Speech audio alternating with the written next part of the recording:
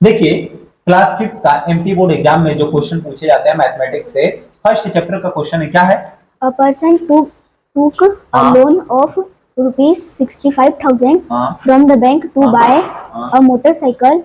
He returned a total of rupees 78,684 in equals installment every month in a year. Till how much money did he return every month?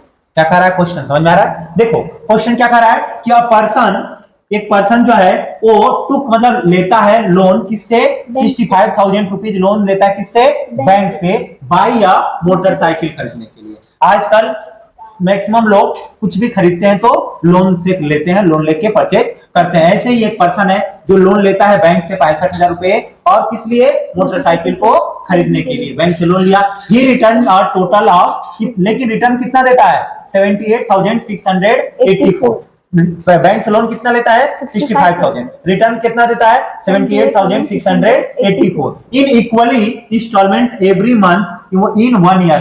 एक साल तक per month इतना rupees हो नहीं, मतलब total इतना वो रिटर्न देता है बैंक को, लेकिन इसको जो देता है ना वो पर मंथ जो है, एक साल पर मंथ बांट देता है, बांट के, ठीक ना? ये जो पैसा देता है एक बार में नहीं देता, क्या करता है? एक साल में भरता है, एक एक महीने पे बांट, एक महीने में कितना देगा, एक महीने में ऐसा बांट देता है, ठीक? तो वही पूछ रहा है आगे कि tell how much money did he return every month, तो प्रत्येक मंथ वो कितना रिटर्न देता है।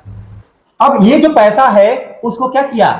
12 में डिवाइड कर देंगे ना, तो निकल जाएगा कि एवरी मंथ कितना रुपीस देता है, कितना?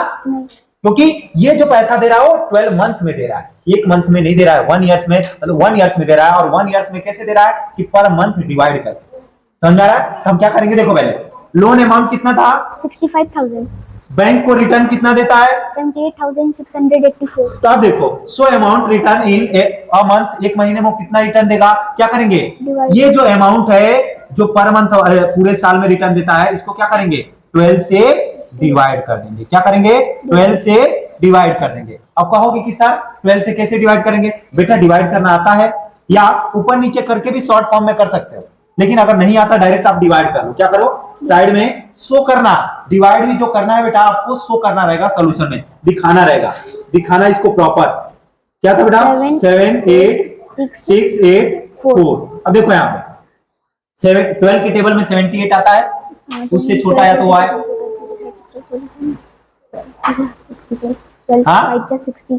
12 5 जा 60, बस यही, इसके बाद नहीं आएगा कुछ। 12 6 78, 12 6 जा 78, 12 6 जा 78 होता है। वाह, टेबल घोर के पी गए। 72 कितना आएगा? 72। मैं एक लगाऊंगा इधर से तो खत से तो उधर गिरेंगे दीवार में, समझ आ रहा ना?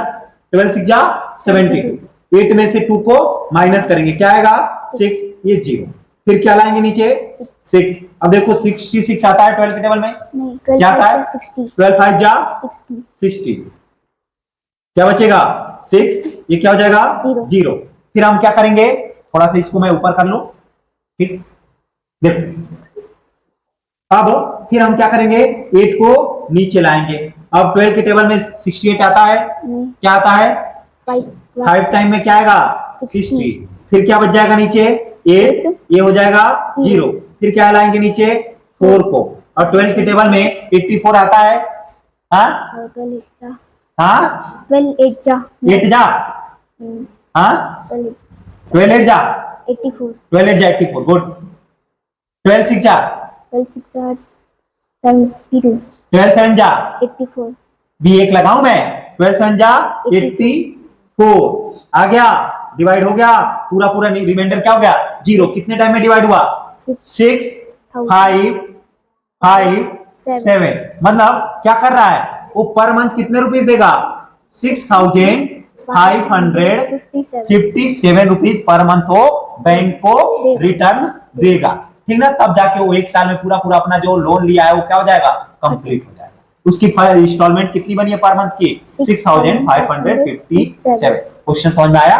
क्वेश्चन अगर समझ में आ गई हो तो वीडियो को लाइक करें, चैनल को सब्सक्राइब करें।